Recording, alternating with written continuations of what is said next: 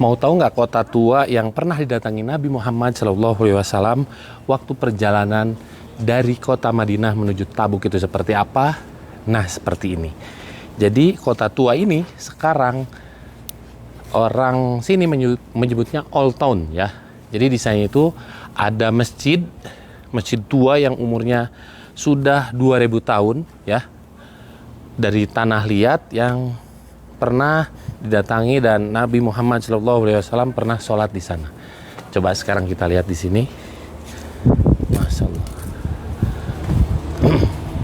Jadi tempat ini menjadi destinasi wisata kalau mau ke Al-Ula, dan di sini kayaknya ada orang Indonesia. Assalamualaikum. Ternyata orang Indonesia. Bu, sehat? Ya, alhamdulillah. Ibu kerja di sini udah berapa lama? Kurang lebih 3 tahun. 3 tahun. Kerja di sini sebagai apa, Bu?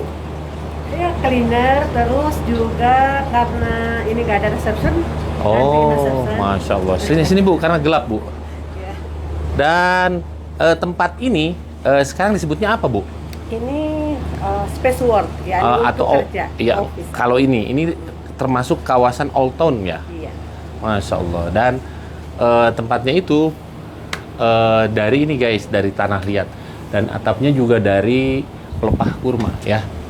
Jadi pipesnya itu masih terasa apa ya, seperti perumahan waktu zaman para nabi.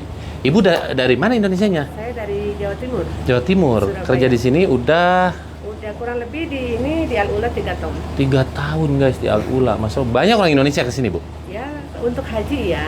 Untuk haji banyak ya? Umroh. Masya Allah, Masya Allah. Oke Bu, terima kasih banyak ya. Sama-sama. Ini kita lagi sama jemaah. Masya Allah, tabarakallah. Jadi kalau mau ke Al-Ula,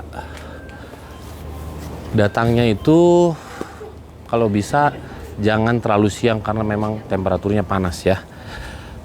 Tuh, dari sini ke sana, di sana itu ada bangunan-bangunan tua yang terbuat dari tanah liat. Oke, doa saya buat teman-teman yang menonton video ini, mudah-mudahan Allah mudahkan segalanya. Allah panggil untuk datang ke dua tanah suci Mekah dan Madinah untuk menjalankan ibadah haji dan umroh.